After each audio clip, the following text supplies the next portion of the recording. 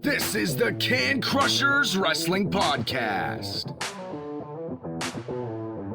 The following contest is scheduled for one fall. Let's go nuts! It's Jimmy Nuts! Drive out with a car! With your hosts, Mark Martinez. Remember, just because you're trash doesn't mean you can't do great things. And the English Professor. It's called a garbage can, not a garbage cannot. Hey, this is former WWE superstar Duke, the Dumpster Drosy, and you are listening to the Can Crushers Podcast.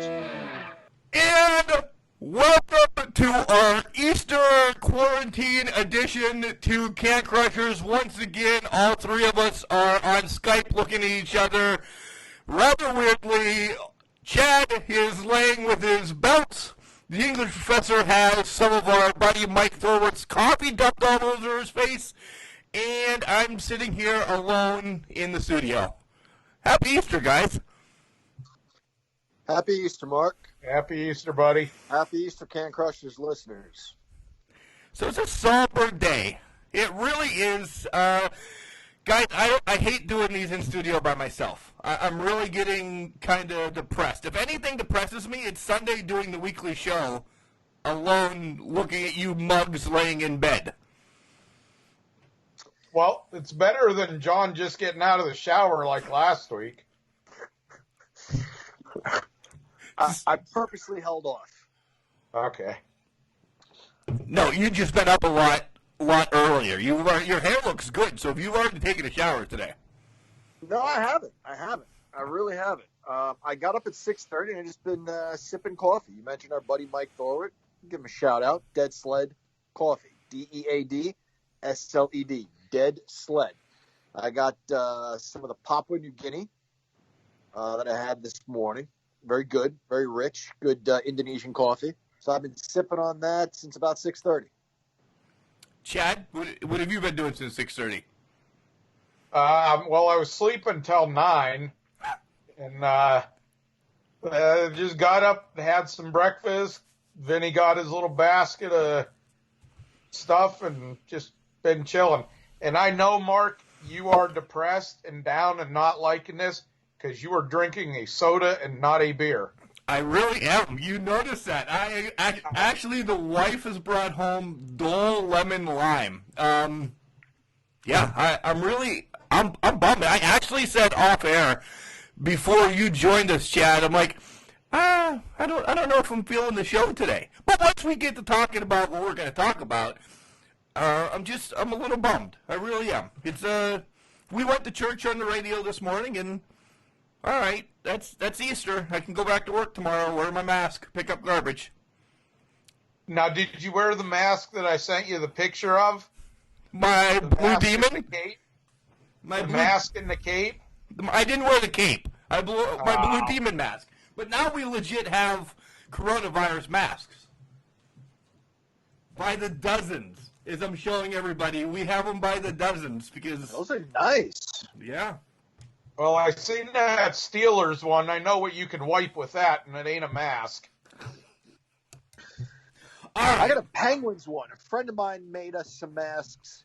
I shouldn't say I've never watched a day of hockey in my life. I did watch the U.S. versus Canada in the Olympics. I don't even like hockey. That was an amazing game. Anyway, I'm wearing a Pittsburgh Penguins mask. Cannot possibly care less about hockey, but grateful to have it. Chad, anyway, this is a wrestling show, right? We do wrestling on the show? Yeah, let's get to wrestling. Let's bring it around.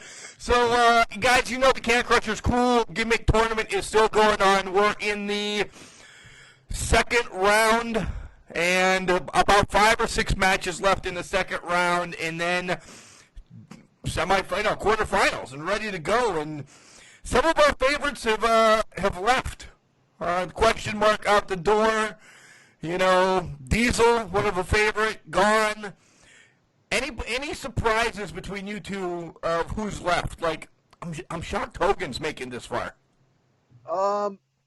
No real surprises. You know, some disappointments based on the matches. Like Stone Cold was against The Undertaker, who still, I think, is the favorite to win this. Mankind against Razor Ramon may be the greatest back and forth battle I've ever seen on Can Crushers. 46 total votes. I think Razor won 25-21, and it just was back and forth. 17-18, 19-17, just on and on and on. And Razor pulled it out in the end. Yeah. Chad? What's the heart break kid doing? Is he still in it? He got smashed He got by Hogan smoked. round one. Yeah, he got smoked. Okay. So I'm all right with that. Well, that's good. Out of those two, which do you hate the more? Obviously, Shawn Michaels. Yeah. But Hogan had the gimmick. That's all there was to it.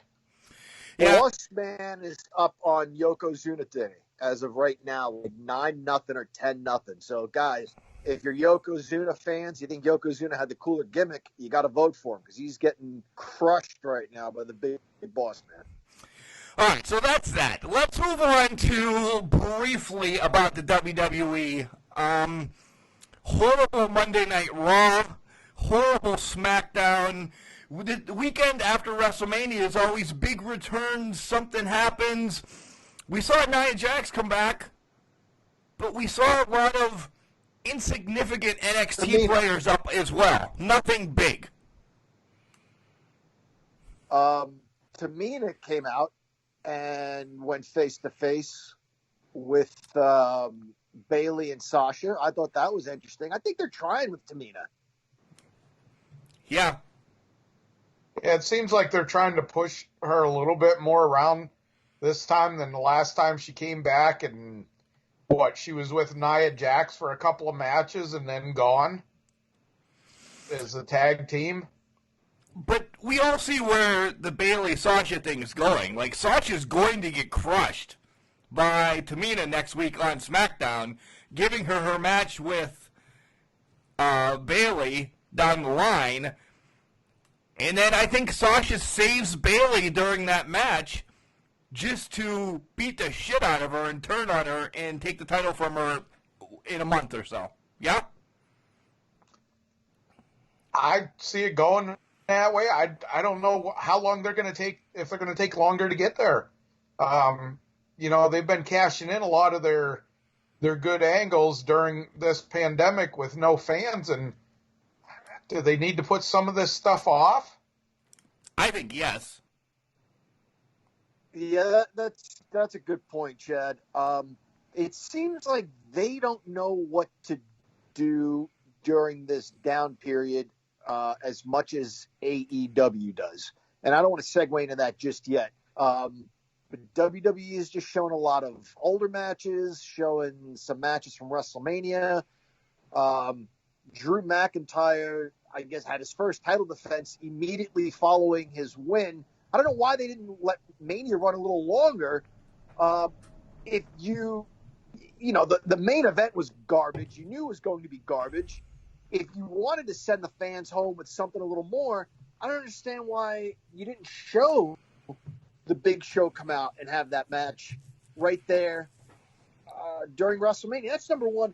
Number two is enough with pretending things didn't happen. I can't tell you how much this agitates me when they say, never before has someone won the championship at WrestleMania and then defended it right away. Yokozuna beat Bret Hart. Hulk Hogan came out. And all this rewording, well, Yokozuna actually challenged it. Whatever. It happened. It was a title match immediately following a win. I don't know why they want to erase history. I think Vince McMahon has some self-loathing issue where he's ashamed of his past and just wants to erase it. It bothers me. And most hardcore wrestling fans are historians. And it ought to bother you guys too. I'll tell you straight up, it pisses me off because it's like it started out smaller with Vince years ago and having this title, renaming it, and although I love Chris Jericho, Chris Jericho was the first, dual champion or whatever, and this person's the first WWE champion, because they're getting rid of WWF. it's like I don't know if it's him wanting to erase history or if it's him wanting to create his fantasy world. It's definitely fantasy world. It's Vince. Come on. Well, I mean, I'm trying to be nice. He's the guy's everything from bipolar to, he's not all there in the up there in the head. I just think that he just he thinks he can create his own legacy and have everything be great and legit because he's first time at doing 5 million things. Well, he's first time at sucking too. It's bad. I'm trying to create my own legacy, so do you think I'm a douchebag? Don't answer that. Well, kinda. Of course. Of course. One's got nothing to do with the other, though. What, me and Vince? He's the douche. Oh. No, you're just a douche. It's got nothing to do with anything else. Good. I have to bitch about Monday Night Raw. I love Bianca Belair. I think she's the EST. I love it. She's been great in NXT. Why did we have to have legit 45 minutes of her, the Street Profits, Vega, Theory, and Garza just to get to the 6-man match? It could have happened at WrestleMania. It was I don't know why they do that. It was just so long on Raw. And guys, I fast forward. I was pissed fast forwarding that long. And I'm like, this is 4 commercial breaks for these 6 people. They're talented, but for the love of God, that's way too. Play something stupid again. It just, you can't give that long to something that's not even built yet. It's not even built, nor does anybody care. They're not going to win the tag team championships.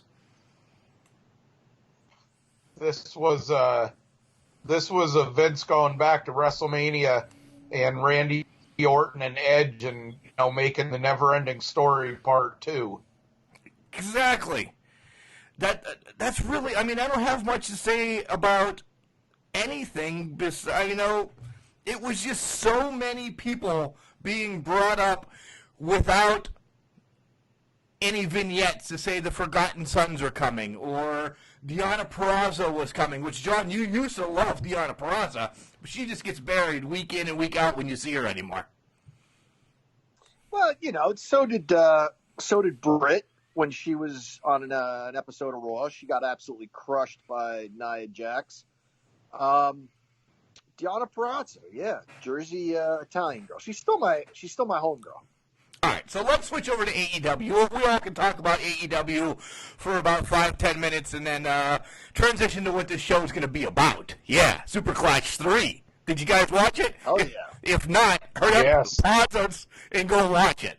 All right, so AEW, Jake is probably one of the best talkers out there right now. We've always said that, but he makes me want to like Archer even more, and this is the start of AEW. Yeah, he's one of the best, if not the best.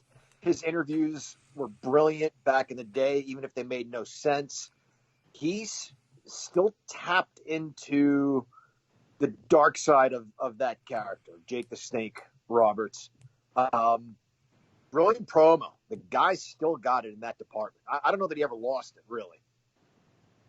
Yeah, I got to say, great promo again, and his way of delivering is what got him noticed way back then as it is, and gave him his wrestling career, and he just developed it from there. You can't say anything more. It was great promo. Just on a side note with Jake, I know, Mark, we're going to talk about things outside of wrestling news and that, but kudos to Jake moving back in with Diamond Dallas Page to keep himself on the straight and narrow and help him in his sobriety. Yeah, that was cool. I did see that. I figured you were going to bring that up at the end, but why not bring it up now? So, good call, Chad. That's a thumbs up. Hey, that's always. So I'm not aware of this. Jake the Snake, was he kind of falling off the wagon again or worried that he might fall off the wagon again and thought it was best to check in with DDP? I think he was worried that he might during this whole quarantine time and everything. So he just like, whoop, I'm going to move back in with pretty much, air quotes, my mentor of sobriety. So DDP's like, house is always open. Come back in, homeboy. I don't think he said homeboy, but. Yeah. Yeah, That's he just great. put him on some, more restrictions and that. And Jake was, for lack of a better way to put it, he was going nuts in quarantine. And when you're in a situation like that and you have the demons that he has, real easy to slip back into them. That's good, though. That's good self-awareness, and that's being proactive. So, yeah, kudos to Jake the Snake. So I loved this AEW for the fact that Jericho and Tony Schiavone were on commentary. These two, when Jericho decides to hang it up, he needs to go to commentary. He was so damn funny the whole show between Alan Angle, Alan Angels, Artisan, whatever. He just couldn't get this guy's name. I know it was a work the whole time. He's just funny and ha-ha. It added just enough. You guys had to love Jericho. Yep. Oh, yeah. He's great as usual. There isn't anything that he can't do right. His best one-liner of the night was about "I'll cut some bitch," and the way he delivered it, just absolutely hilarious.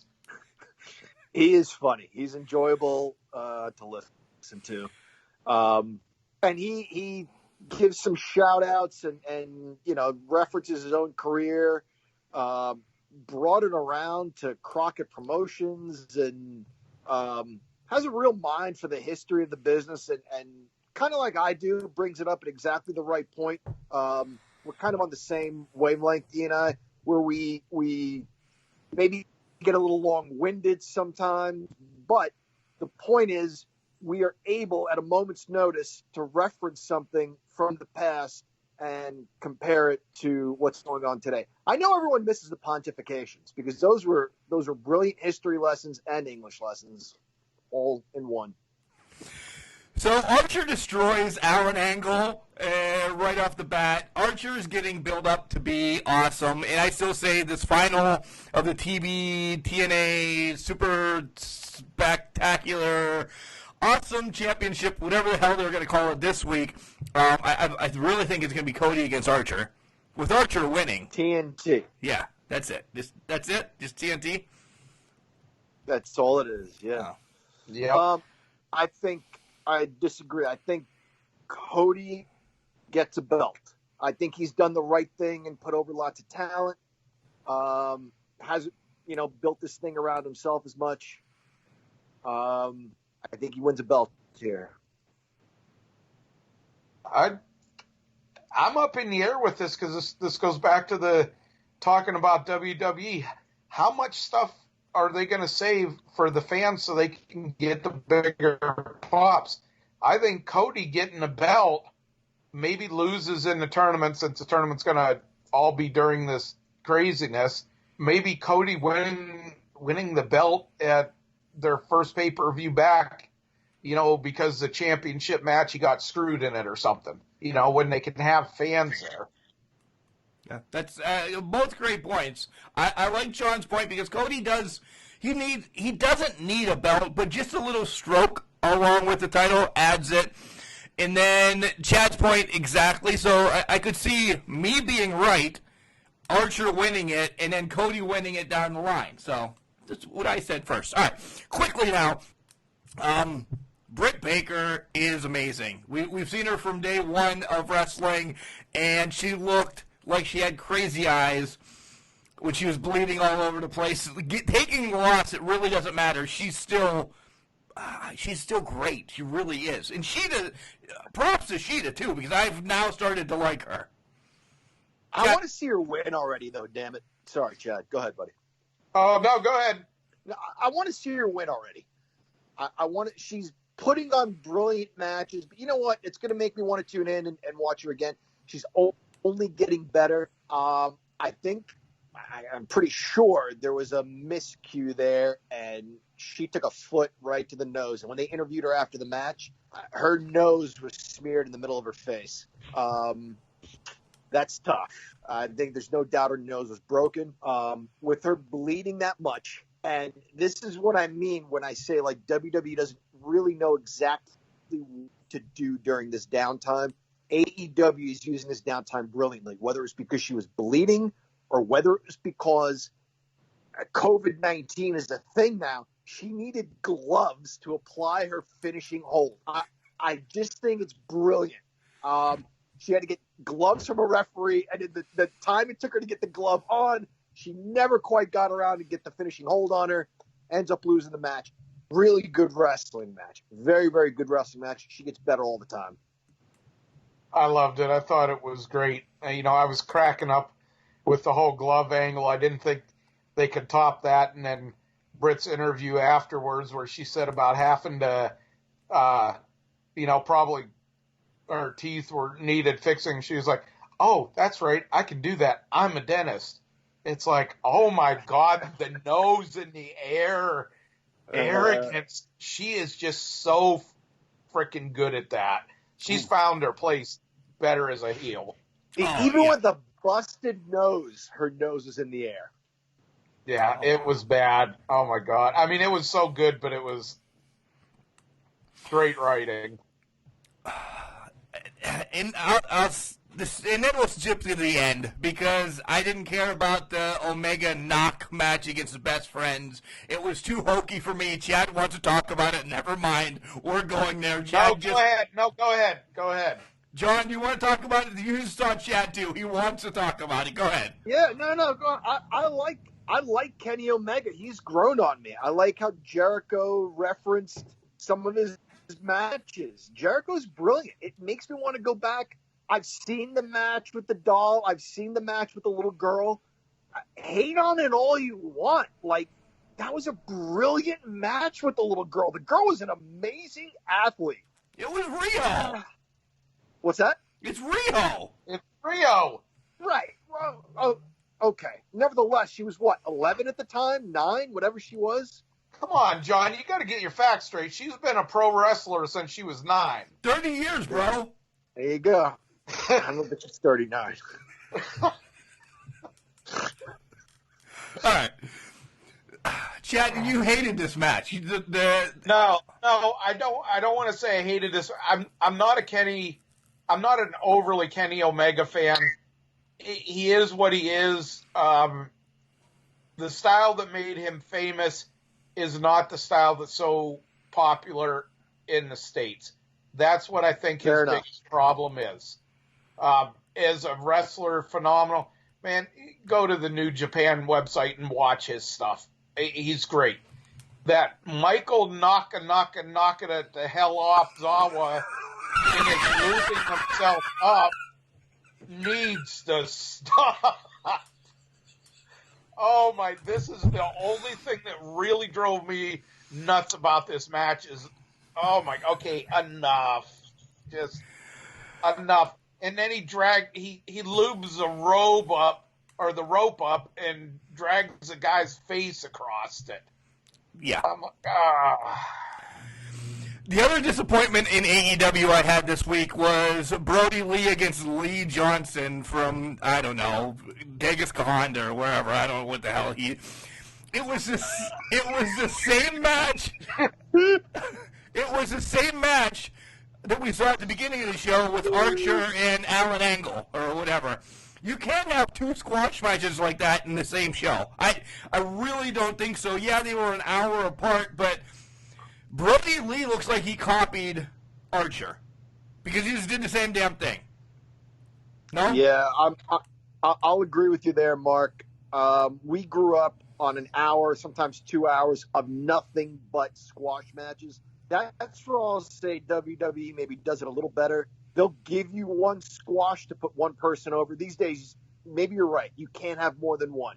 It seemed like it mimicked the opening match a little too much. I think about the thing, yeah, I agree with you guys. More than one or spacing it a lot apart. I think maybe with the second one they could have done something different. Maybe he, attacked him before the bell, beat the hell out of him. The match never started. Do something different with it versus just having a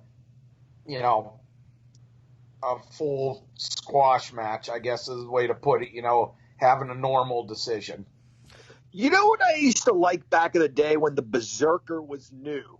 He would go for like an atomic knee drop or back suplex type move. Is dangerous, but he would get a running head start and throw the guy into the entryway and take a count out victory. After that, the guy couldn't get back in. I could see Brody Lee doing something like that. Maybe not necessarily the suplex out of the ring, but maybe like a body slam, like an Ultimate Warrior gorilla press, but then just get a running start and send the guy flying. Guys are, I'm not downplaying anything, but guys today are more athletic than they were back then. You could pull that off more easily now, I think. Like Chad says, it's something different, and it would stand out. It would be a squash, but not your typical squash. It'd be a count-out win. And then we go to Cody against Sean Spears. We've already spilled that. Cody won. Do you guys want to say anything about the match? I thought it was good, but nothing. The best match of the week to me, honestly, was Britt against Sheeta across the board. Any show, I think Britt and Sheeta were the best match of the week. So, plus, I don't know. I think I watched Cody way after all the wrestling. Like, it was actually, I watched this after I watched Super Clash 3. So, it was the last match of my 6-hour run of wrestling in a row. So, I was like, all right, I was done with it. It served its purpose. Yep, agreed. Nothing more to add. Agree with both of you guys. All right, guys. Chad has his collar and elbow shirt on right now. I don't know what the English professor has on, but we love collar and elbow. Guys, I always talk about it. How about, John, you talk about it a little bit this week? Oh, man, I love collar and elbow, too. We say it all the time. They're really comfy shirts. They're great wrestling shirts. And we have a special promo code, don't we, Mark? Yeah, we do, and you get 10% off. Chad, what's the promo code? Can Crushers with capital C's. All one word, you get 10% off of whatever they're doing. So take a listen to Al Snow, and then we'll be back as we are going to recap Super Clash 3 from AEW, and God, do I have to throw the English professor under the bus. Wrestling. A love and a passion we all share. I've started a wrestling brand. The wrestling brand. A brand founded on the aspects of wrestling. Two entities working together to create a product that connect emotionally for people everywhere. Collar and Elbow is the brand. Passion and love for wrestling is the drive. I am Al Snow, and this is Collar and Elbow, the wrestling brand.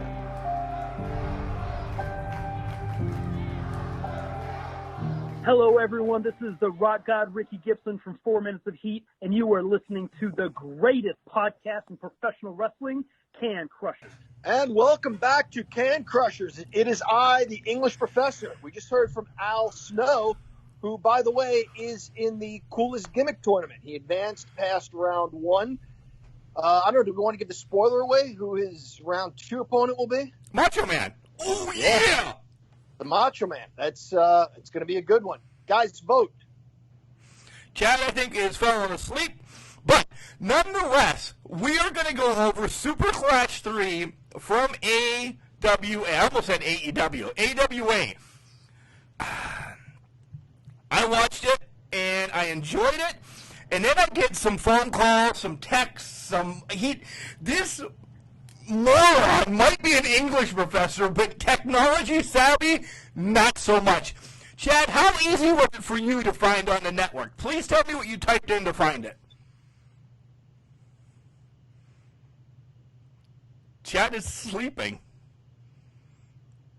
I'll tell you what I typed in. Can I tell you what I typed in?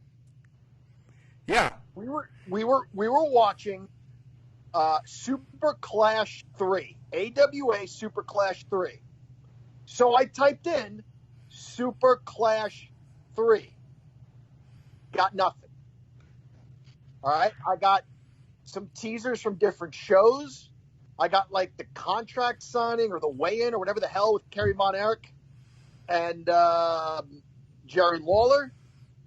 I got some other, bits and pieces from TV shows, from episodes leading up to it.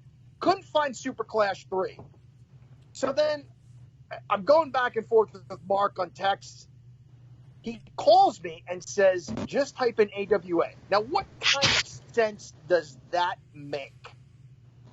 AWA, and there's the first thing you see, Super Clash 3. Why wouldn't Super Clash 3 bring up Super Clash 3? I don't know. It was so easy. Yeah, once you type in AWA, it was the first thing. Yeah, Chad, did you find it easy? You're finally back. You had the technical issue.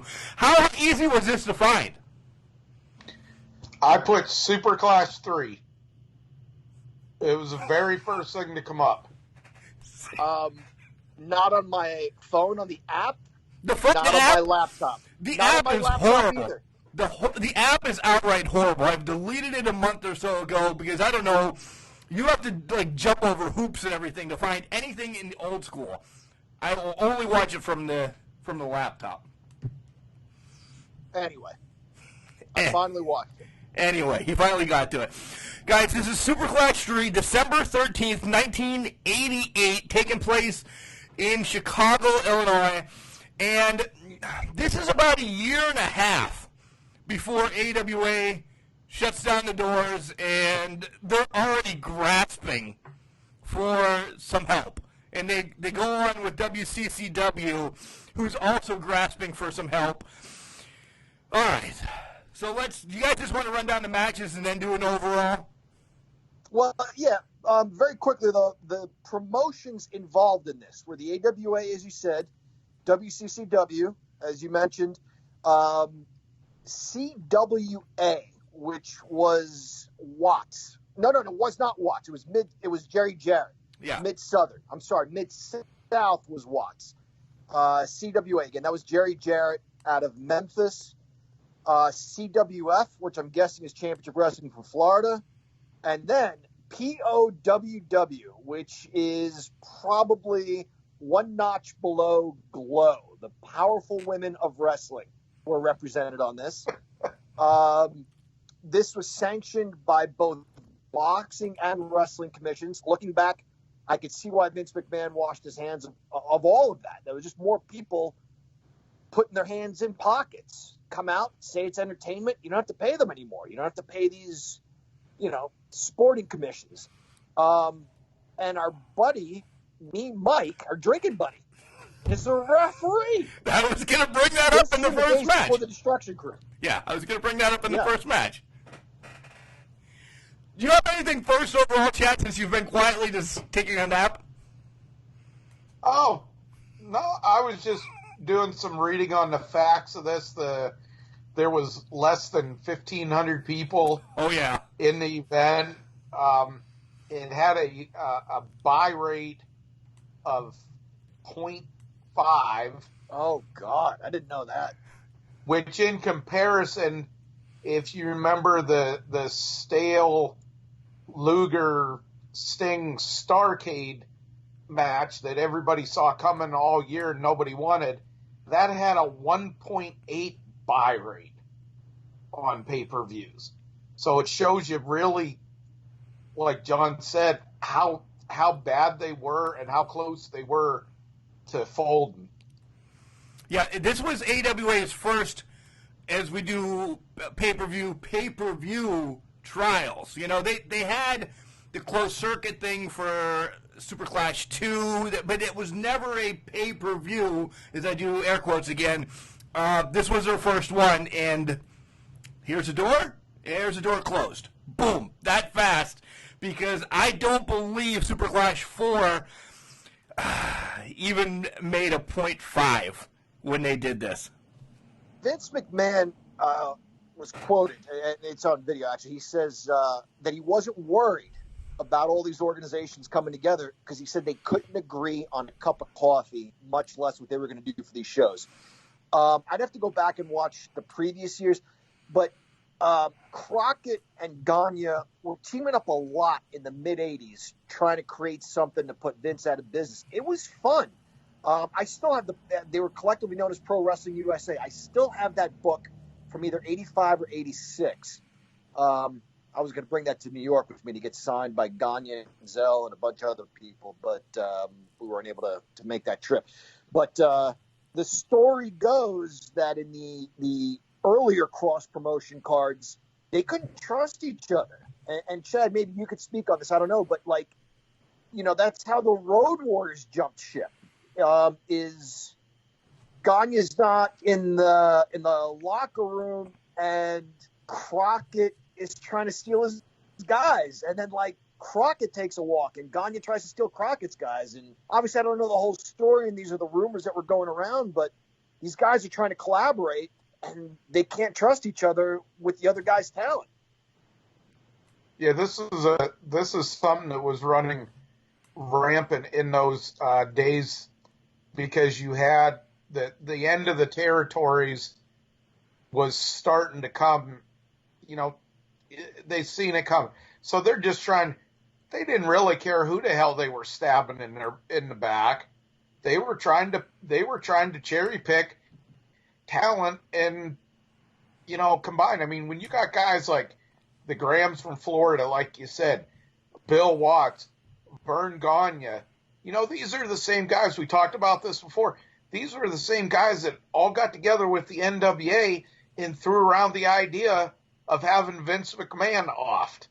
Do you think they're not going to steal your damn talent if they're talking about having a guy whacked out?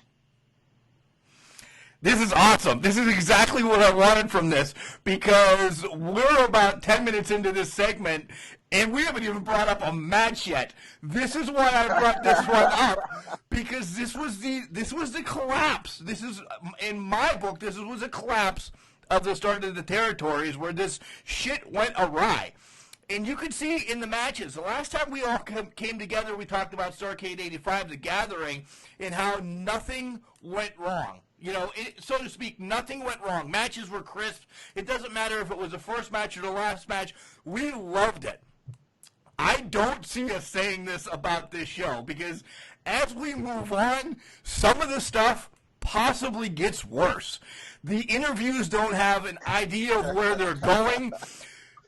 Poor Bill Apter was there for a reason, and he's just getting shoved around.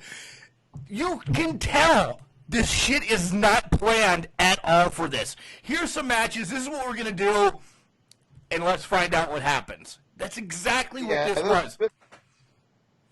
This was a fustercluck because everybody was taking care of their own wrestlers. It was like, okay, Vern's doing his thing with his wrestlers. Graham's are doing thing with theirs. It was like you had 4 different sets of production, and this shit rivals the oddity of the Firefly Funhouse match. That's how odd this crap was. Good. All right, let's get into it. At least they had for people in ring. Good. So it's the RPMs in a young Cactus Jack taking on the Guerrero brothers, and as John spilled minutes ago, our boy Mean Mike Enos is the referee, and he's bigger than 5 of the 6 people in the match. Yeah. So I'm guessing this is obviously shortly, maybe before the Destruction Crew. Jack Foley is his name, Cactus Jack Foley. This is before Cactus Jack Manson. Takes a big bump right on the pavement. Takes a back body drop on the outside. No mat on the pavement. So Cactus Jack was always crazy. What can you say about the Guerreros, man? Any one of them are awesome. You get 3 of them in a match, and they're just brilliant. Yeah, this is good. My favorite part, Guerreros, because this was when you could appreciate this stuff, and it wasn't, their techniques, and everything that wasn't overblown like it is with those the young bucks or whatever, with the aerial and the catch can and that. It just looked good. It looked more believable back then. Yeah, I'd have to agree with both of you. Great match. The Guerreros get the win, and it was kind of quick. It wasn't too long. It wasn't too short. As we'll see, it was a short match. It shouldn't even have been on the card later, but just a good match. Yeah, I would have liked a little more clarity, though, Mark, on who wrestled where. We've got 5 or 6 organizations, and the only one we know for sure is POW, P-O-W-W, because they're women. It's the only women's organization. Where did Cactus Jack wrestle? Were the Guerreros in Florida? Were they mid-southern? I had no idea. Or were they AWA? I'd seen the Guerreros a time or two in the AWA. Were they still in the AWA? Representing Championship Wrestling from Florida. You know what I mean? A little more clarity.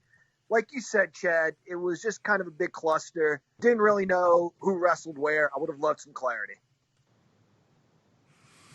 And match number 2 it's for the WCCW Light Heavyweight Championship. Former champion Eric Embry taking on current champion Jeff Jarrett. That's JEFFJARRE. T to you, mister. Didn't he look like King Slender, though? We all thought that King Slender was Ric Flair. No, it was Jeff Jarrett from back in the day. Yeah. I heard he was based off of Kerry Von Erich, actually, who's on this card later. The modern-day warrior, the cold-blooded warrior, was King Slender. Okay. So I've heard that it was supposed to be Kerry Von Erich. Anyway, a beautiful match. Yeah. Really, really good wrestling story told between these two. Jarrett hit a really, really nice drop kick off the second rope. Kind of ended quickly, though. I feel like I could have watched these guys go for a while. They got to cram a dozen matches on this card. Every promotion's got to get FaceTime. I could have watched more of these guys. I thought it ended a little too quickly, and I didn't find the ending believable. They did their best. Jarrett sold a shoulder injury the entire match. Embry referenced that after the match. Hey, if you hurt his shoulder, I'm sorry. That's wrestling. That's the name of the game. I'm going to take advantage of that. 2 pros doing the absolute best they can, which was still great, but with a very limited amount of time. Yeah, definitely could have gone longer. This was one of these matches that you can learn to appreciate, and in later years we can look back at and Jarrett before he was Double J, and the creative brilliance of Eric Embry, which you don't see then. You just think, oh my God, this guy's just a low rent heel and he's such a dick. No, you look back on any of his matches, he was really good. Yeah, this match could have eaten the couple minutes of the next match that was, and it would have told more of a story. I would have given more props to this pay-per-view. But I like how WCCW actually did a title change during this. That was cool. But they were both WCCW guys. So you knew they weren't going to bone over another organization. So props on that match. This is another one where I would have liked a little more clarity. What I know about Dallas, flamboyant Eric Embry went back and forth sometimes. So did Jeff Jarrett, I guess. Still not 100% clear who the good guy and who the bad guy was, because Embry's post-match interview wasn't flamboyant. So I wasn't sure. Maybe some of these matches, grab the microphone, tell us we're ugly, tell us we smell bad, give me an idea who the bad guy is. Still a very good match, but neither one really worked as a good guy or a bad guy to make things a little clearer for me. Yeah. Still very good. Next match was hold on, very quickly. So, folks, when I contacted Mark, I said, we have got to cover the promos. And Mark said, okay, fine, which they were throwaway promos. They were garbage anyway. Mark's like, I didn't even pay attention to them. So if there's a promo you want to discuss, throw it in. We meet. So clearly you want to discuss this one. This one. Yes. Guys. I know what he's going to hit, too. Her name was the Syrian terrorist. In a business built on offending people. I'm speechless. Is there anything more offensive? The terrorist, the Syrian terrorist, she went back and forth between both names. I imagine she spoke, forgive my ignorance, whatever they speak in Syria, because she started speaking another language. I didn't buy the accent, though. It seemed put on. But my God, the Syrian terrorist was a wrestler, ladies and gentlemen. That's all I want to say about that. She was good looking. Yeah, she's a beautiful lady. Good workers. We'll see later in the Battle Royal, too. But the Syrian terrorist. All right, moving on, Mark. Go ahead. Now, see, I was going to a different promo, and I just want to bring this up. The POW Women's Champion was interviewed by Larry Nelson. Don't think much of it. She was her name at the time was Nina Ferrari. Don't think much of it. And then for those of us who know or followed it, years later in WWE, that is who we would know as Ivory. I didn't even pick up on that. Are you serious? Yeah. I got to go back and watch that.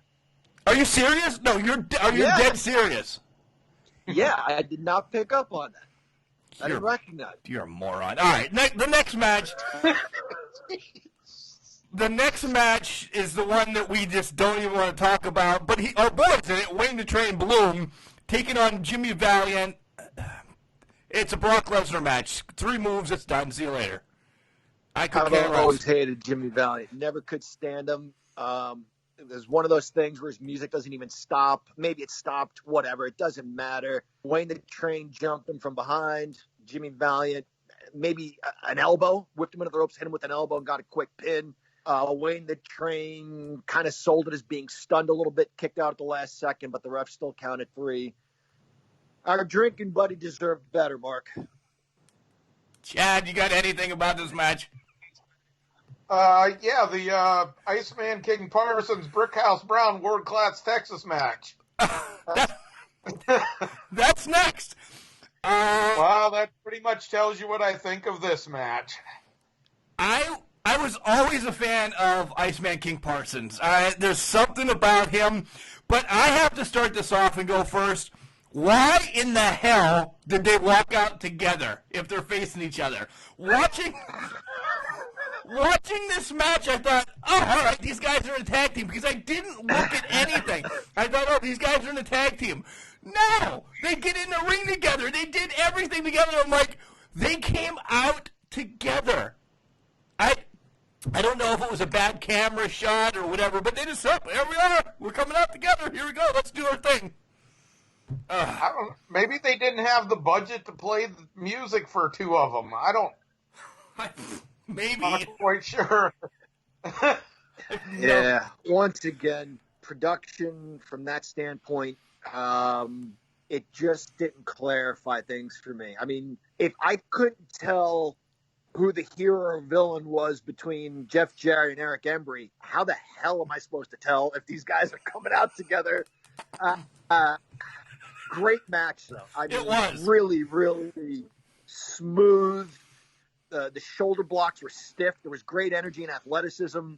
There was a point where, I hate the word botch, but they still turned it into, I think Brown turned it into a really nice backslide. Good match between these guys. I didn't care for the finish, but I kind of get it, because that told me Iceman Parsons is the bad guy. You reached into his tights, basically, and pulled something out and punched him in the face and got to win that. Right? But it took 17 minutes to find out who the bad guy was. Yeah. The only thing I got to add is, totally agree with John and Mark. Too long of a match, but thing that I took was both of these guys were replacements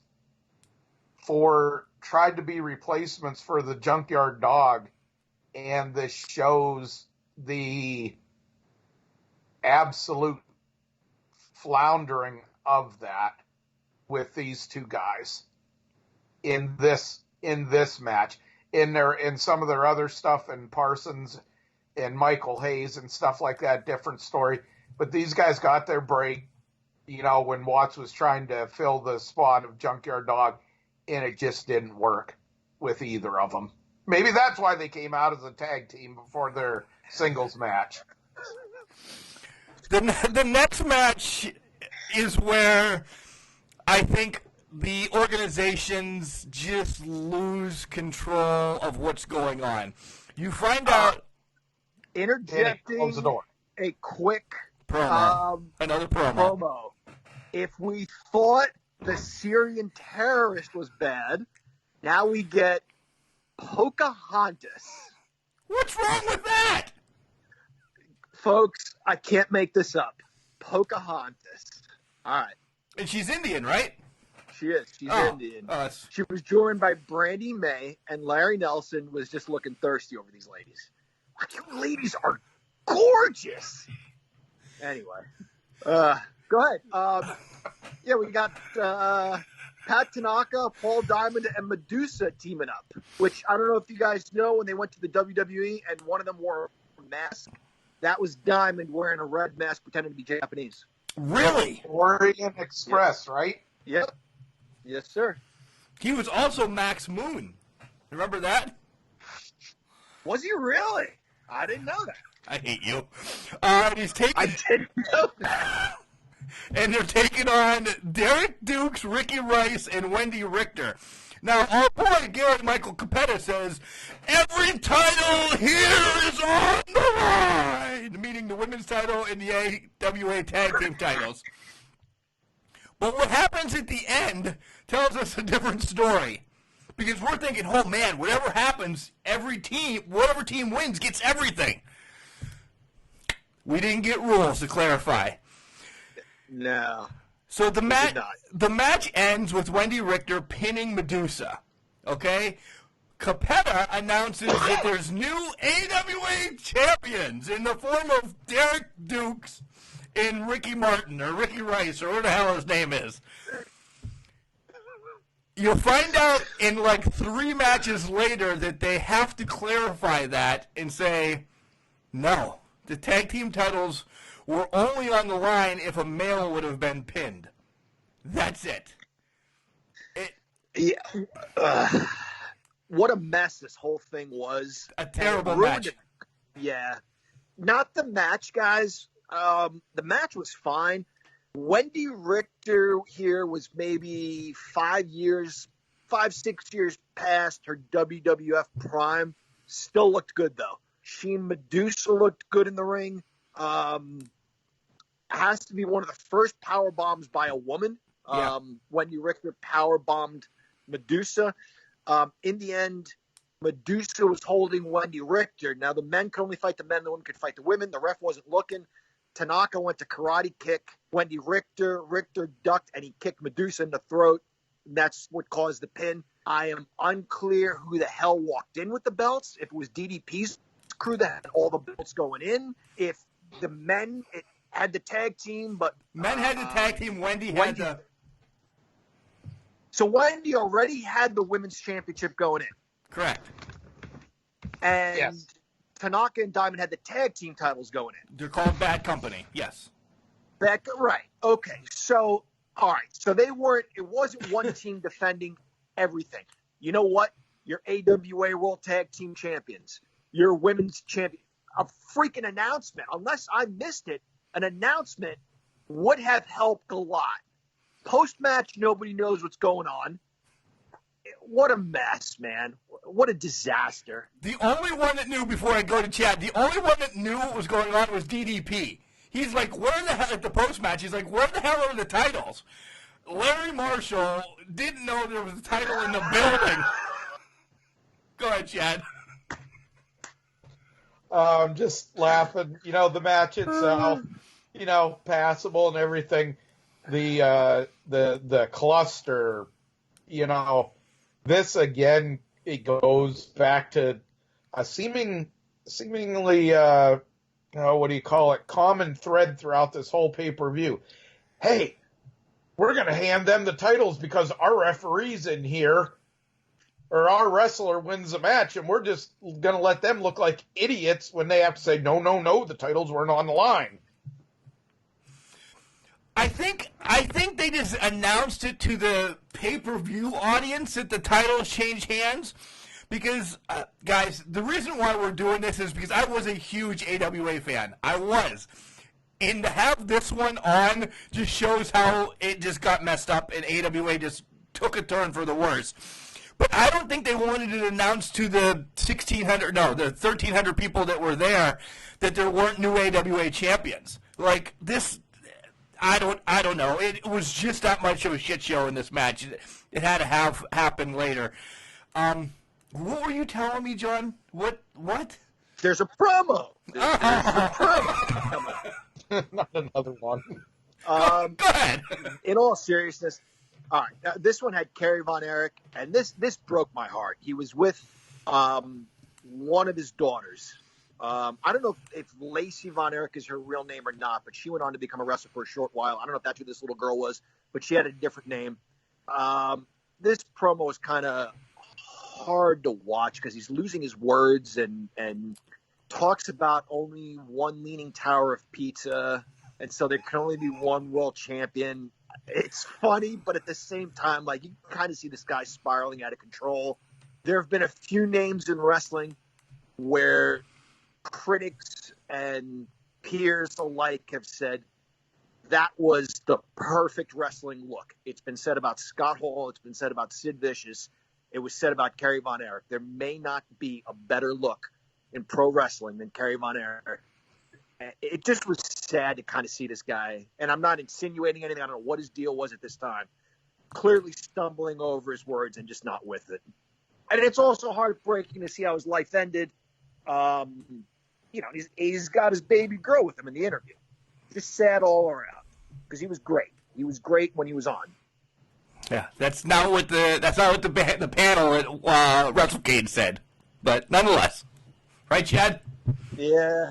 Yeah. I mean, Kerry, they covered up, and Fritz was so good about, between the threats and how he did things and the control that he had, that he covered up their, how do you say it, indiscretions with the law.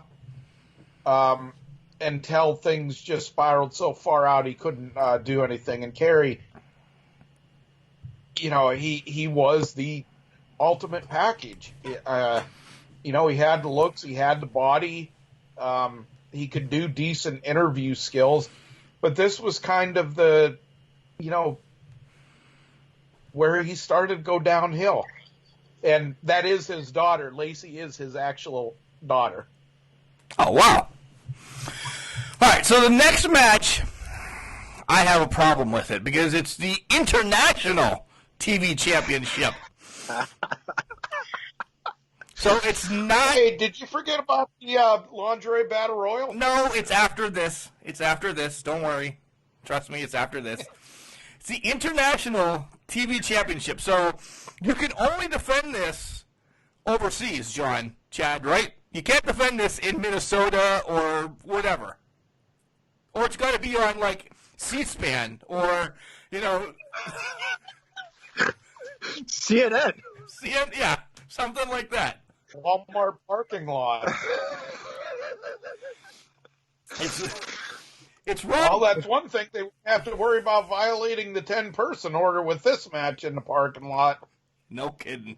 Ron Garvin against Greg Gagne, and I think I think legit somebody didn't know the finish of this match because Ron Garvin just looked stunned at the end of this match. Like, he really had no clue what the hell was going to happen. So it was for a vacated title, right? Right. The International. What? Correct. I know. You said it was for the International TV title, but I'm saying it was vacated at that moment. One of them had it. Both of them had it at one point. I don't know. but it was vacant. And so this was a match to determine the new champion. It ends on a count out. Both guys fighting on the outside. Gagne gets back in and declared the winner, which at the time, I could be mistaken, I know for a fact titles changed hands on countouts in the AWA at the time. Henning and Hall lost their belts by countout to, was it Sherry's team, Playboy Buddy Rose, and the other guy? Doug Summers. Doug Summers, thank you, yes. So maybe that was a rule still in the AWA that a belt can change hands on a countout. I thought this was a very, very good match, though. Garvin had a nice blend of holds and moves and strikes and power wrestling. You could see Gagne trying to match him in the power department, in the striking department. The commentators saying this is a terrible idea for Gagne. Told a great story. Once again, not a lot of time. Not really sure what to make of the finish. And this was, Chad, correct me if I'm wrong, maybe 4, 5 months after Garvin punched Rhodes in the head to help Wyndham hold on to his United States Championship. And there's that scene in the back where J.J. Dillon gives him a briefcase full of money. It's great. It's so great in terms of wrestling. He's taking the $100 bills and like wiping his chest and armpits with it. It's just freaking brilliant. And then he disappeared. And then Garvin disappeared from the NWA. And I'm guessing he went to the AWA for a brief period before going to the WWF. But again, I'm not sure if he was still a bad guy, if they were playing off of his betrayal of Dusty Rhodes here. Good post-match interview, too, with Greg Gagne saying, the fans are cheering him, and that's fine. That's their prerogative. But guess what? The Bears suck, and the Vikings are great. Nice improvisation there by Greg Gagne. Super-duper babyface, just going a little bit heel because you could read the crowd. You could see they were in Garvin's corner. Again, not sure if Garvin was still playing the bad guy or not. Very good match, weird finish.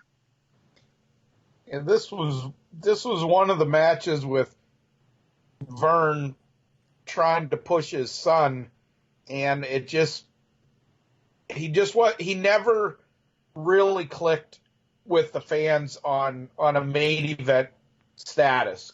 And Garvin's just, he's always been a freaking beast.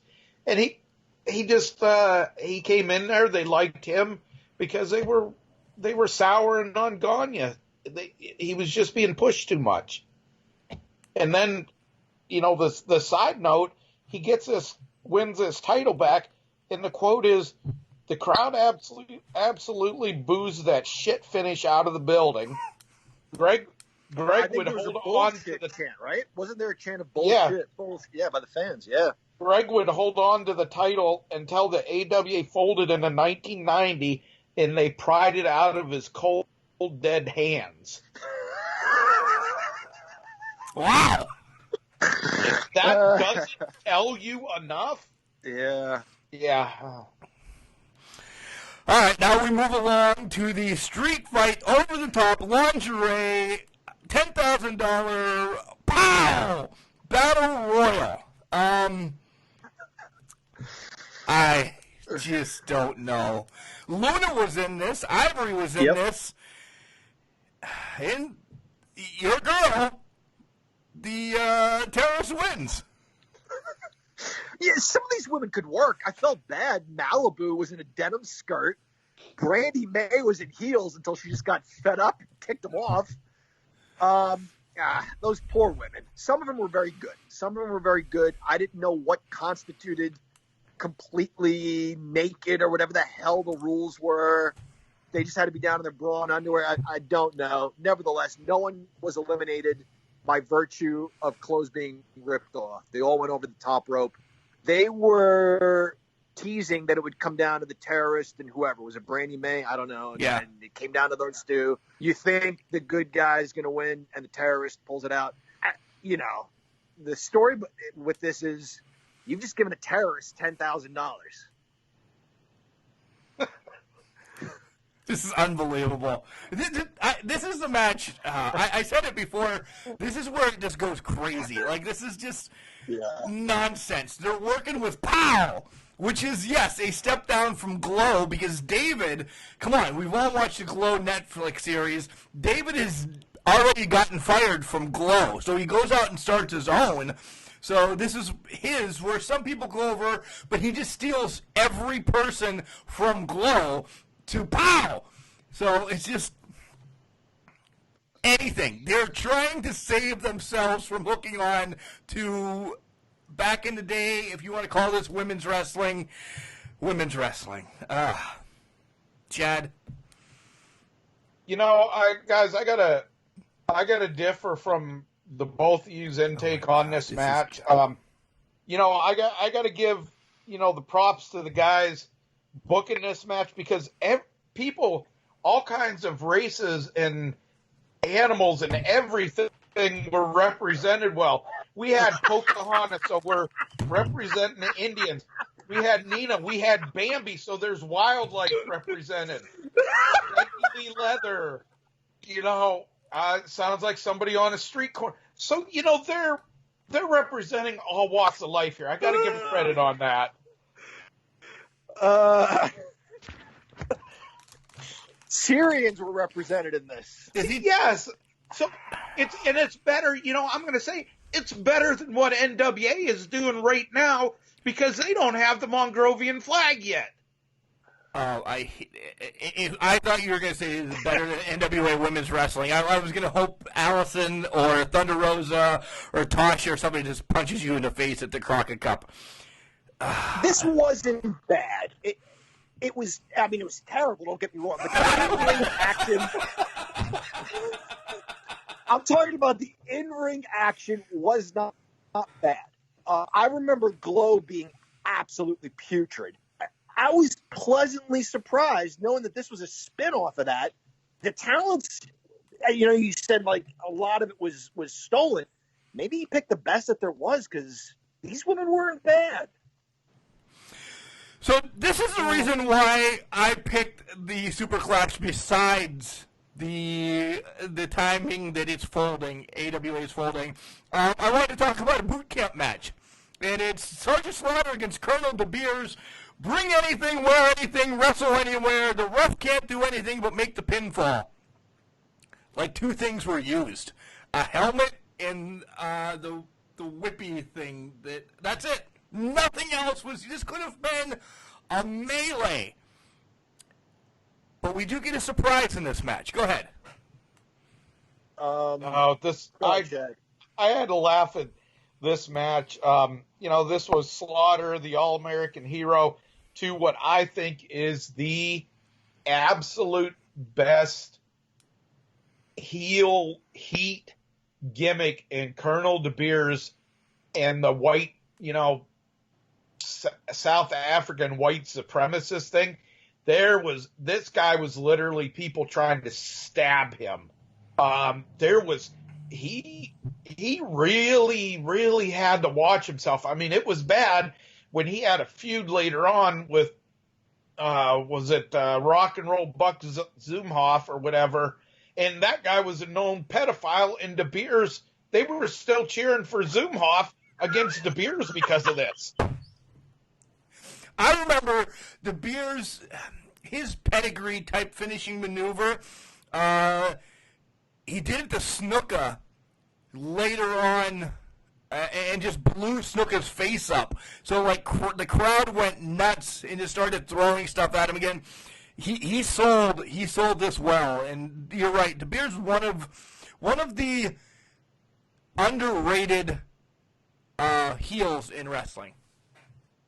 Yeah, for sure.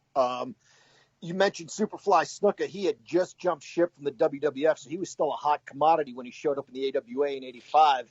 De Beers hits this pile driver on the floor. You think, okay, this is going to sell matches. Talk about heat. De Beers refuses to wrestle him because of the color of his skin.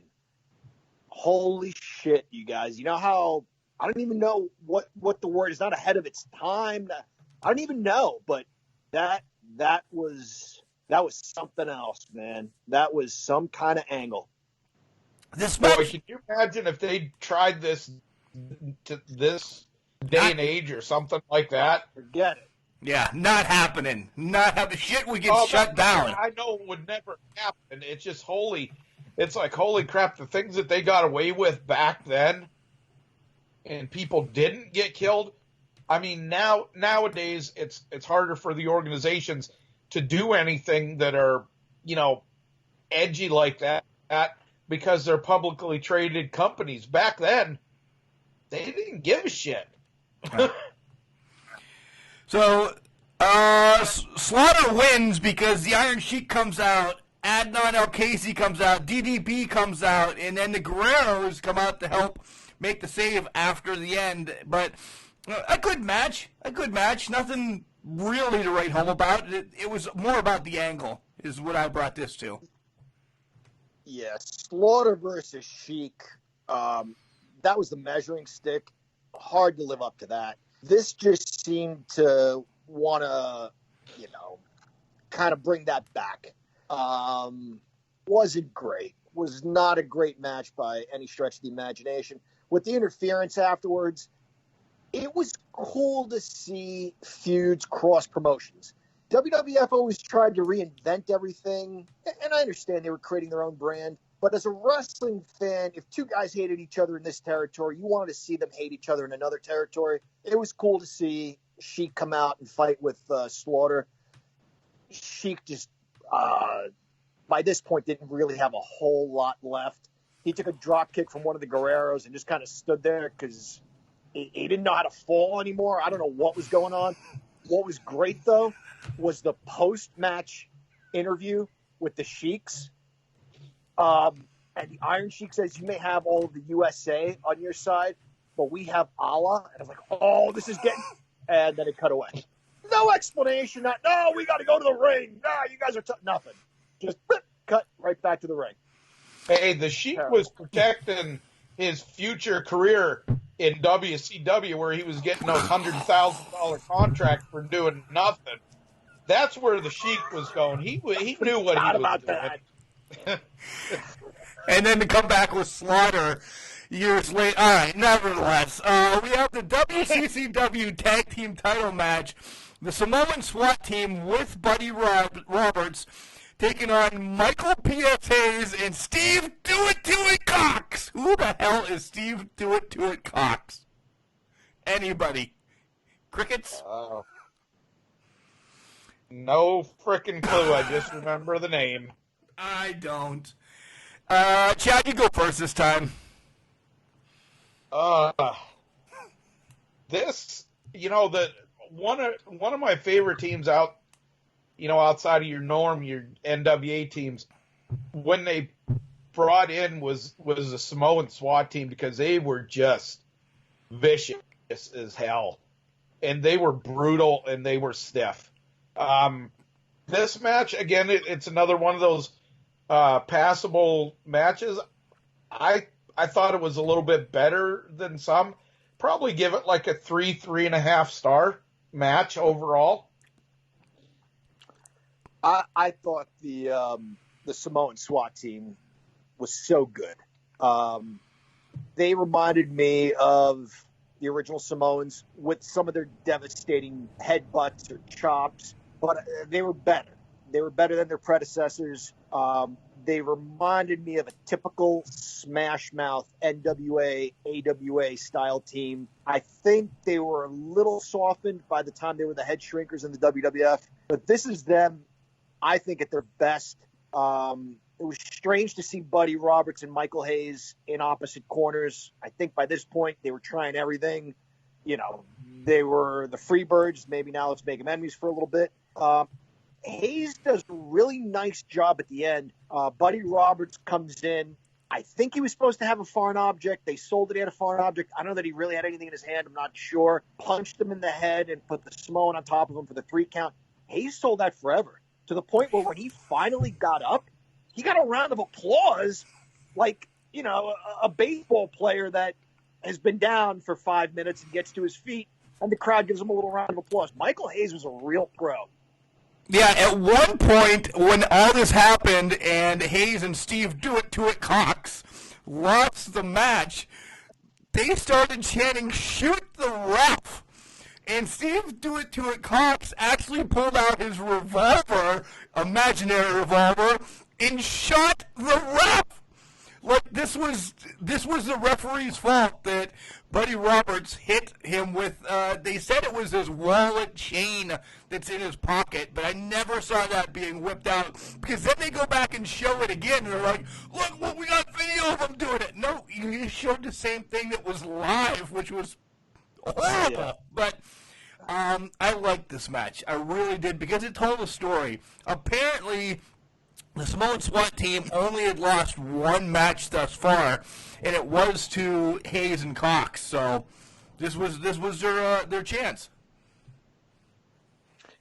And where are these guys now? I'm not clear. Well, you know what? This was a WCCW match. Remember, the Samoans were there for a brief period. Yeah. Okay.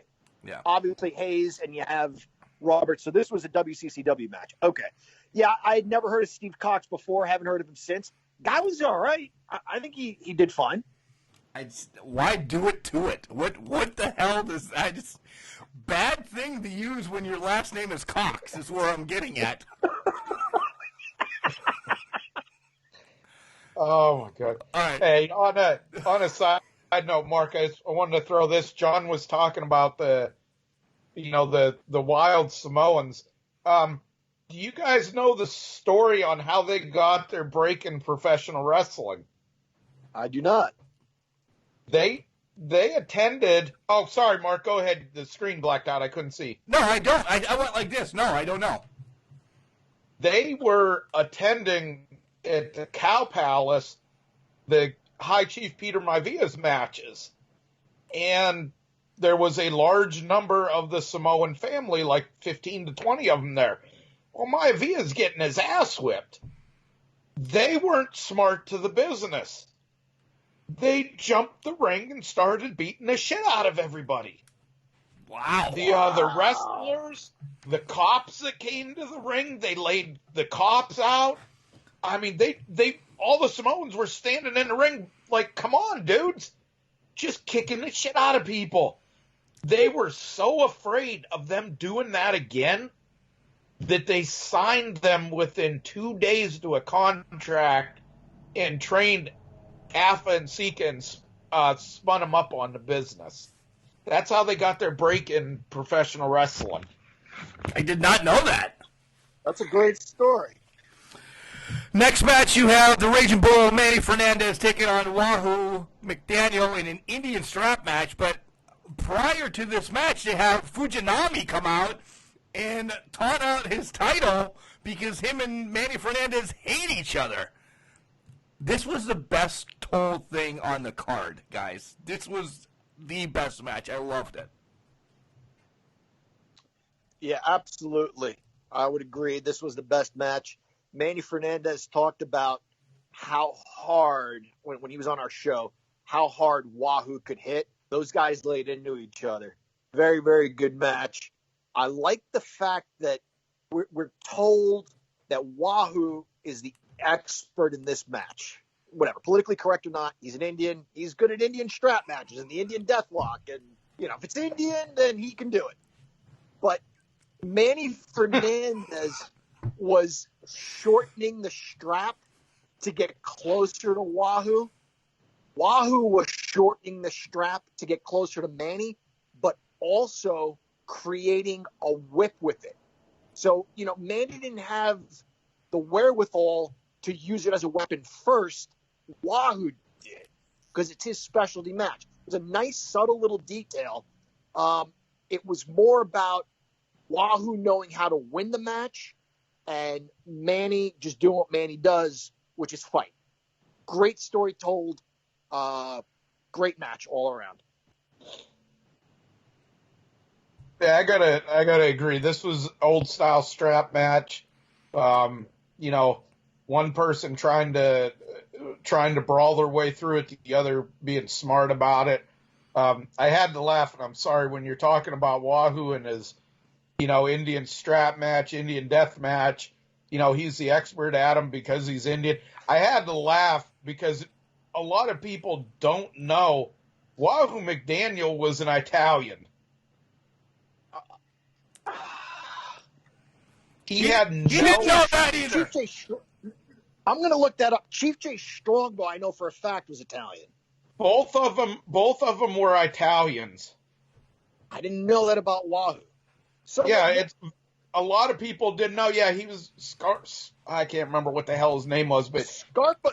That's Chief J Strongbow. Well, yeah, that was Strongbow, but it was just funny talking about that stuff and reading things later about Wahoo and stuff like that. But this was a good match. Played to both of their strengths. I enjoyed it. John, anything else? After the match, Manny beats up on Wahoo again, and Fujinami runs in because he had a little beef with Manny before the match, as you said, Mark, and kicks Manny square in the ass. He did. And then Manny, hopped out of the ring, the old 80s style, leaving. Yeah. I loved it. I'll tell you, because it was those two, and I've seen those two work before so much. It was so much fun. Yeah. All right. So now we get to the Unification Championship match between AWA champion Jerry Lawler, WCCW champion Kerry Von Erich. And this is the only time they told anybody where anybody was from, just because they were champions. And, of course, it gets bloody real fast. Kerry, apparently he was opened up like an old can. I don't know what that means. He's opened up like an old can. And a new can can't open up that way? I loved Lawler playing the tights thing. You realize Lawler had nothing in his tights, but he made it look like he was pulling something out of his tights each and every time. He sold it so well. Knowing what we know about Lawler now, he was still a great worker. His personal life aside and what he's done from some stupid stuff and here and there, look it up yourself. He was still a great worker. He told the story amazingly. I liked this match too, but I didn't like the ending.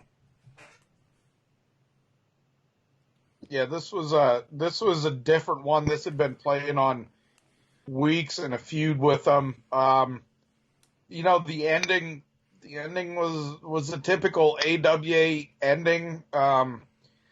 Lawler, although he didn't mind working with Von Erich, wasn't overly happy with working with him, is a way to put it. And he wasn't going to give him the big rub.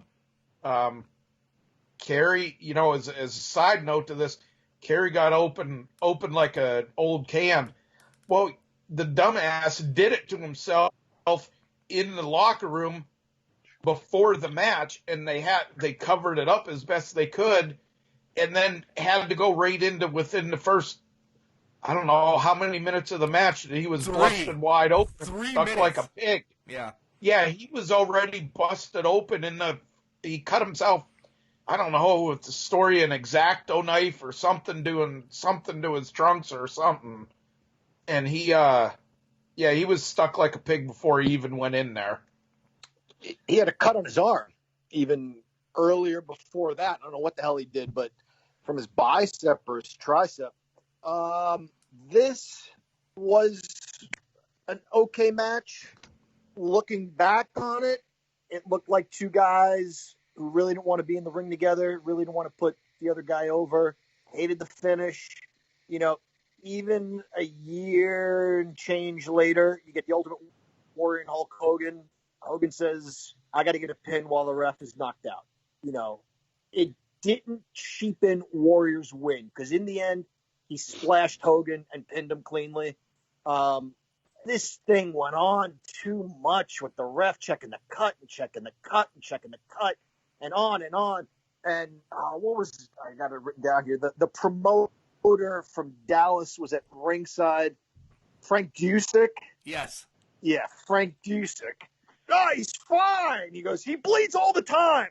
What the hell are you talking about? He bleeds all the time. Let him go. You should see him around the house. He's just always bleeding. Don't worry about it. Just checking the cut and on. And then finally, Lawler's unconscious, and that's when the ref decides to stop it. It was a little too blatantly obvious. Well, this all came about because after the Raging Bull Wahoo match, Stanley Blackburn said, we can't have that much blood anymore in AWA. That's just not the way we go. I mean, it was so set up. But we're going to have more. We're going to have more. Watch out for this. Yeah. This happens, and then not more than maybe a month and a half later, Lawler stripped of the AWA title. He is gone. WCCW is, the doors are all but closed. They might have a doggy door at this point. Zbyszko comes in to win the tournament for AWA to be the champ for the next year. But wait, this isn't the main event. I don't know why I'm wrapping it up, because we have one more match. It's the Rock and Roll Express against the Stud Stable. Why the hell is this after the bloodiest match that you have? Why does this take place last? And which belts were there belts on the line here? Because obviously we saw the AWA belts earlier. None. With Medusa. Okay, there are no belts. So just a random tag team match is going on last. Yep. And it ends stupid. It does. Don't know if you guys picked up on this. The Stud Stable, Robert Fuller and Jimmy Golden, would be seen later in WCW as another team. Colonel Robert Parker and Bunkhouse Buck. Yep. That's who those guys were. Rock and Roll Express do not know how to have a bad match. They're great. The match, not so much. I think they pulled these matches, honestly, out of a hat. Oh, let's just put all the matches in and let's pull out. Why the hell would you have this match on last? And to have it end in a double disqualification. I don't know what happened. Is that what happened? Yeah, I was confused. Double count out? No, double DQ is what I thought I heard. See, we don't even know. There you go. Yeah. Well, I'm looking just as a refresher a little bit on a website, and it says it was a double count out at 7:20. Okay, whatever. There you go. So you're going to end your main event, last match. All right, double count out. Go home. Have a good night, ladies and gentlemen. I don't know. Let's wrap this up so we can talk about what's in the news a little bit. I'll go first. I'll give me a rating. Why did I pick this? I've given you all the reasons, because it was just a train wreck. There was some good stuff. There was some bad stuff. Is it been the worst thing I saw? No, but it's close. It really is close. I can't give it more than a 3, so I have to say a 3 on beers. You guys can fight to go first. Go ahead, John. Yeah, I would agree. About 3. There was some really good stuff. There was some stuff that wasn't so great. Not to be that guy, but just to clear the air here, he was a Choctaw Chickasaw. Yes, I did see that. I stand corrected. Yeah. But you're absolutely right about Chief J. He was Italian, playing an Indian. But, yeah, 3 beers. You guys, maybe it's a Easter spirit, maybe it's a coronavirus getting to you. I honestly can't give this more than a 2. If I was to say, hey, look at matches on this card that were worthwhile, there was 2 to me.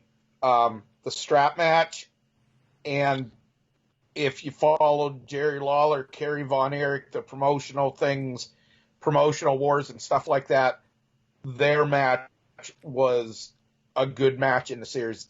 That's all I can say positive about this pay-per-view, other than it finally ended and didn't go on like Randy Orton and Edge. Nice. All right, let's wrap this up, and we'll come back, and we'll talk about, Chad's got some news he's going to bring to the table, and then John will tell us what is the next one that we're going to do in the series of Watch With Us. Hey, this is Jumpin' Jim Brunzell, and my favorite podcast is Can Crushers. It should be yours, too. And welcome back, Can Crusher Nation. We're going to start up now with in the news, just little tidbits from around the wrestling world. And since we are quarantined, I legit have no freaking clue 1,000 yards away what Chad's going to bring up, and the English professor in Pittsburgh still cozy in his bedroom. So hit us with your news, Chad. One of the biggest things covered on ESPN is interview that Ronda Rousey has done where she just bitch slaps the WWE, everything from how many days they're on the road, and says that the fans were self-righteous pricks, and she used some other words because they didn't cheer her or they didn't appreciate her like a real fighter because their shit's all fake, is the way she put it. Yeah, Nia Jax actually comes out and says that she'll lose her wrestling career to beat down Ronda Rousey. She hates Ronda Rousey, and she wants to put the bitch in her place, pretty much is what she said. Yeah, this isn't the way I don't mean to be rude, but Ronda Rousey's not Brock Lesnar and can't get away with bad-mouthing this stuff because, Vince has a hard-on for Lesnar's wife. Ronda Rousey is not one that is going to be able to say this stuff and then come back when she needs something to do because Vince will bury her. Yeah, and I hope so. John, you have any thoughts on this? I hate her. I saw this story that you shared on the Facebook page, Mark. I can't stand her. I never could. She went on and on about 200 days, and yet they said she wrestled no more than 70 times in the WWE. So I don't know what she's talking about, 200 days. She came out initially, when she was first introduced, had the machine behind her. Fans were behind her. I don't know what her problem is.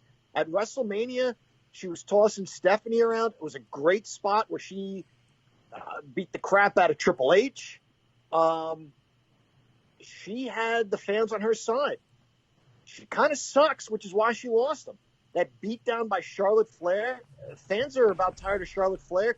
They loved Charlotte Flair in that moment because she just beat the snot out of Ronda Rousey.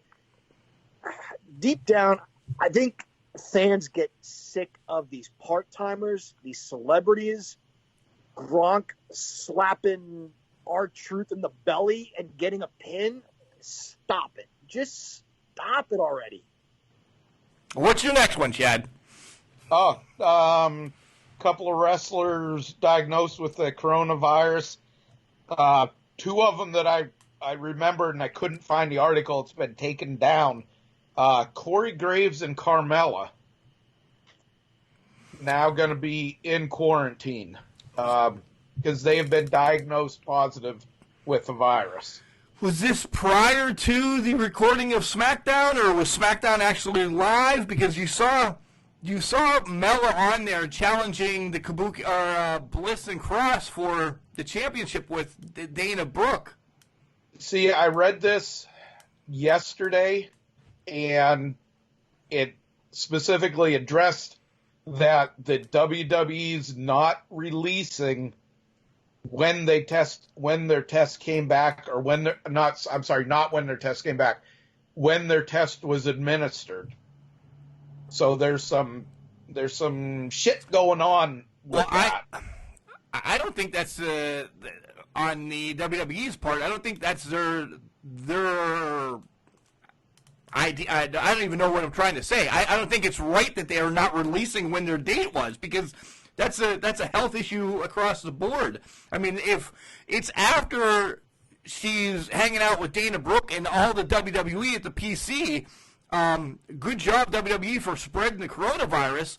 But if it's prior to, and now Mella and Corey Graves have been shacking up in Pittsburgh for 2 weeks, whatever. Yeah, it's like I said, I've not been able to find more about it. I was trying to this morning, and I can't find any more out about it than that. But what it's stirring up, another thing, side note that it's stirring up controversy is the WWE with tomorrow's Raw is going back to having the things in studio, doing the matches in studio more. Live, And, yeah. Yeah, and there's people saying, what in the hell? You got talent, you got managers, you got production that are hit with this virus, and you're going back into doing this? Yeah. Just something to watch. Could whatever state or whatever put a kibosh on them doing this now and do it at the last minute? Just something to kind of keep note of. Yeah, they've caught a lot of flack for this, just for keeping the show going in the first place. And, things have always come down hard on Vince McMahon, even when it's not his fault. People don't follow wrestling. When Bruiser Brody was killed by the Invader, they're on Donahue or one of those shows, and Vince McMahon is catching heat for that. Listen, that wasn't his promotion. You know what I'm saying? So what I'm saying is AEW is still going. Are there any indies still going? I really don't know. But WWE is always going to catch the heat. And they were catching heat before any of us knew about Carmella and Corey Graves. And this is why, this is the risk they were running. Yeah. What else you got, Chad? Oh, got the Revival. Mentioned Revival out free and clear of WWE. I'll say now, the Revival makes their debut in the Crockett Cup as a surprise entrance, wins it, which sets them up against Storm and Eli Drake. No possible way. I'll throw this out the window. I will tell you right now, I love it, but with Dash Wilder's boy incorporated in AEW, the Revival or the Greatest Team or whatever the hell that they've recently trademarked is on their way to AEW. Arn Anderson has spoken about him, Chad, at WrestleCade. You know that. Oh, yeah. There's no way are they going to NWA. I'd be all right with it, but they are going to AEW. I agree, Mark. That's what I think their next stop is. And I'll throw this out for the AEW. Would it not, if they bring them in, and they got to bring them in as bad guys, would it not, ratings and heat and everything else, to bring them into AEW and have Jim Cornette managing them? I don't know. I think just the thought. I think Arn has them, and he starts kind of their own horsemen. Yeah, it's just all open. It's got a point. I mean, it's the wrestling business. So many people have been forgiven for much more. Jim Cornette's kind of on the outs right now. It's not entirely out of the realm of possibility. It's business. I could see that happening. It is business. All right, guys. John, your finger's over your mic, or you did something, so I just want you to... How's this? Sorry about that. Yeah, get it right when you make the announcement of the next one, and then I'll wrap this up. So, do you have anything else, Chad, first and foremost? Just real quick, Goldberg heat backstage. Seems he pulled the Ultimate Warrior card over in Saudi. Doesn't want to lose to The Fiend, destroys whatever. So Goldberg's kind of on the shit with the talent in the back. We'll talk about this, Mark. I guess it'd be a good thing next week when we finally get John to watch the Dark Side of the Ring. Good Lord. Yeah. Kevin Sullivan did his show with Cornette on their thing. It was posted Friday. This is something I think that needs a little bit of a review back with the Chris Benoit story from Dark Side of the Ring. Really interesting things coming out of what Sullivan had to say about this.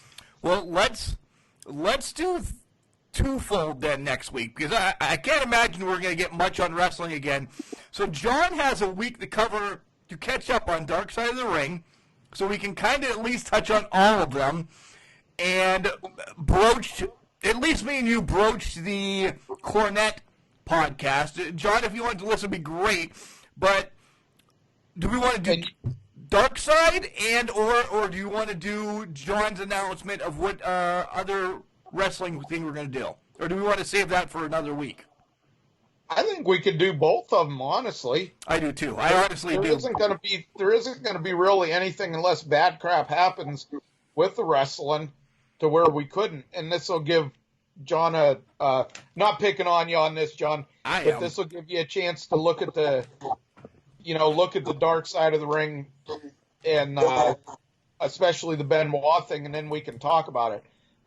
If I know y'all get tired of Cornette and as negative as he is at times with a lot of things, but if you go to his podcast, you can actually go just to the Kevin Sullivan part. It's about an hour and a half. Guys, it's really, I sat listening to this last night. It really throws a lot of doubt into the whole story, into the whole mystery and everything like that. All right, stop. All right, John, you get caught up on Dark Side of the Ring. Chad and I will do nothing, just do what we do. What else are we going to watch next week? Well, I love how you guys talk about me like I'm not even here. Well, why don't we do this? I mean, John can... I'm a human being, you guys, with feelings. No, we're going to keep it in the 80s. You guys covered your territories that you loved. I think you know where I'm going with this. 1989 was a great year for wrestling, especially in the WWF, especially in the summer. So let's go with SummerSlam 1989. There's great stuff like the Hart Foundation against the Brainbusters. Zeus is on there. Oh, boy. Yep. It's a very enjoyable card. So next week, I want you guys to have watched SummerSlam 89. So, all right. Guys, happy Easter. I'm actually going to get ready to go make the ham right now. I hope you guys have a great Easter. And SummerSlam 89, along with the Dark Side of the Ring series, and Brawl for the Honor is actually going to be one that we talk about, too. Yeah, I just plain forgot, you guys. I'm sorry. I will watch this Dark Side of the Ring. I promise. See, that's why we talk about you like you're not here, because you just forget so much. Bye, guys. Have a lovely day. All right, happy Easter, buddy. Guys.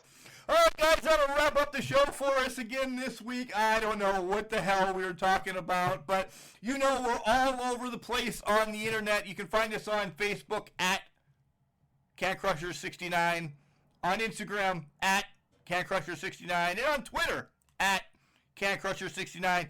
Check out our website. Send us some emails. It's CanCrusher69 at gmail.com.